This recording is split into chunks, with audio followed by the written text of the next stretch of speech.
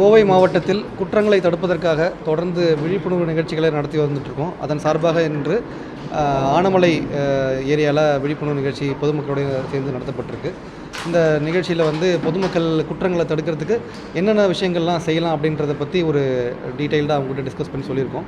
அதில் குறிப்பாக தனியாக பண்ணை வீடுகளில் தங்கியிருக்கவங்க, குறிப்பாக முதியவர்கள் அவங்க வீட்டில் கேமரா போடணும், சஃபிஷியன்ட் லைட்டிங் அரேஞ்ச்மெண்ட்ஸ் செய்யணும், பர்க்லரி அலாரம் அதை ஃபிட் பண்ணலாம், அப்புறம் காவல் உதவி அப்ளிகேஷன்ஸ் அதை அவங்க லவுடர் யூஸ் பண்ணலான்றது, ஃபென்சிங் போடுறது, இந்த மாதிரி முக்கியமான குற்றங்களை தடுக்கிறதுக்கு அவங்க சைட்லேருந்து என்னென்னலாம் பண்ணலான்ற விஷயங்களை அவங்களுக்கு அறிவுறுத்திருக்கோம்.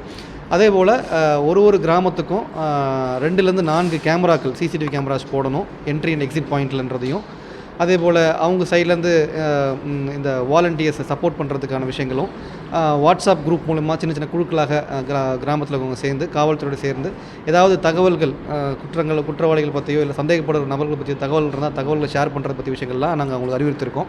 அதை பற்றி அவங்களுக்கு ரொம்ப விளக்கமாக சொல்லியிருக்கோம். ஸோ இது குற்றங்களை தடுக்கிறதுக்கு ரொம்ப ஏதுவாக இருக்கும். அதே போல் ஆனமலை ஏரியாவில் உள்ள இந்த பண்ணை வீடுகள் இருக்கிற ஏரியாவில் அதிகமான போலீஸ் பீட் மார்ச் பண்ணுறதுக்கும் ஏற்பாடுகள் பண்ணியிருக்கோம். தேங்க்யூ. செய்திகளை உடனுக்குடனும் துல்லியமாகவும் தெரிந்து கொள்ள சப்ஸ்கிரைப் பண்ணுங்க.